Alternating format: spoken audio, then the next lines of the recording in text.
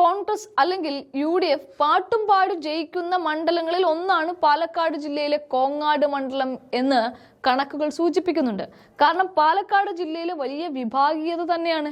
പരസ്യമായ നേതൃത്വത്തെ വെല്ലുവിളിക്കുന്ന മുണ്ടൂർ ഏരിയ കമ്മിറ്റിയും അതുപോലെ CPIയെയും അവരുടെ സെക്രട്ടറിയായ ബിനോയ് വിശ്വത്തെയും അസഭ്യം പറഞ്ഞ CPM നേതാക്കളും എല്ലാം കോങ്ങാടിന്റെ പ്രത്യേകതയാണ്. അതുകൊണ്ടാണ് പാട്ടും പാടി ജയിക്കുമെന്ന് പറഞ്ഞതിന് മറ്റൊരു കാരണം കൂടിയുണ്ട്. കോങ്ങാട് UDF സ്ഥാനാർത്ഥിയായി എത്തുന്നത് മുൻ ആലത്തൂർ MP കൂടിയായ രമ്യ ഹരിദാസ് ആണെന്ന് ഏകദേശം ഉറപ്പായിരിക്കുന്നു.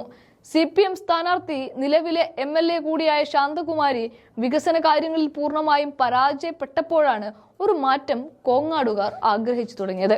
അതായത് കോങ്ങാട് മണ്ഡലത്തിൽ 2011 വിജയദാസ് ജയിച്ചത് 3000-ൽ പരം വോട്ടുകൾക്കായിരുന്നു. 2016 അത് 13,000-ൽ പരം ആകുകയും 2021 27,000-ൽ പരം വോട്ടായി CPMന്റെ ഭൂരിപക്ഷം മാറുകയും ചെയ്തിരുന്നു.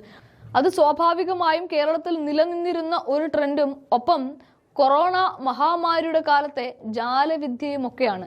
ഇതിന് കാരണം പിണറായി വിജയനെ പോലെ ഒരാളെ മുഖ്യമന്ത്രിയാക്കിയതിലും ശാന്തകുമാരിയെ പോലെ ഒരാളെ MLA ആക്കിയതിലും ഏറെ വിഷമിക്കുകയാണ് കോങ്ങാട് എന്ന അസംബ്ലി മണ്ഡലം.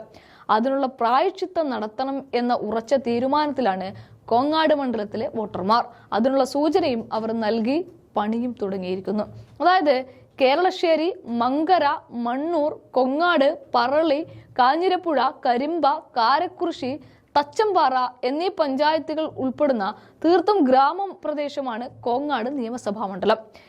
ഇടതു ഭരണത്തിൽ വലിയ നിരാശയിലാണ് കോങ്ങാടിലെ ജനങ്ങൾ. അതുകൊണ്ട് തന്നെ ഇക്കഴിഞ്ഞ ലോക്സഭാ തെരഞ്ഞെടുപ്പിൽ കോങ്ങാടുകാർ UDF സ്ഥാനാർത്ഥിയെ വിജയിപ്പിച്ചു.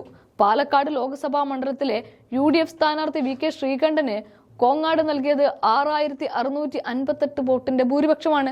അതുതന്നെയാണ് നിയമസഭയിൽ UDFന്റെ പ്രതീക്ഷ. വെറും പ്രതീക്ഷയല്ലെന്നും അതാണ് യാഥാർത്ഥ്യമെന്നും ഉറപ്പിക്കുകയാണ് സാധാരണ ജനങ്ങൾ.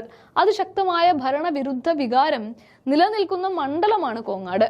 കർഷകരും സാധാരണക്കാരും ഉൾപ്പെടുന്ന പ്രദേശത്തെ പൂർണ്ണമായും വഞ്ചിക്കുന്ന പ്രവർത്തനങ്ങളാണ് LDF സർക്കാർ ചെയ്തത്. അവർ പറയുന്നു. ഒപ്പം തന്നെ MLAയുടെ പ്രവർത്തനവും വളരെ മോശമായിരുന്നു എന്നും അവർ വിലയിരുത്തുന്നുണ്ട്. അവിടെയാണ് ചെറിയ പ്രായത്തിൽ തന്നെ MP ആയിട്ടുള്ള രമ്യ ഹരിദാസ് കോങ്ങാട് മത്സരിക്കുമെന്ന് പറയുന്നത്.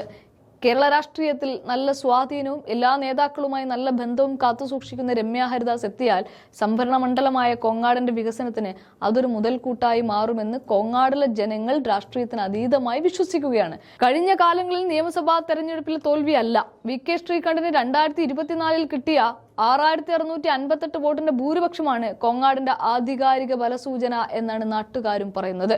അതുകൊണ്ട് പാട്ടും പാടി ജയിക്കാൻ തന്നെയാണ് രമ്യ ഹരിദാസിനെ ഇറക്കാൻ ഏകദേശ തീരുമാനമായിരിക്കുന്നത്.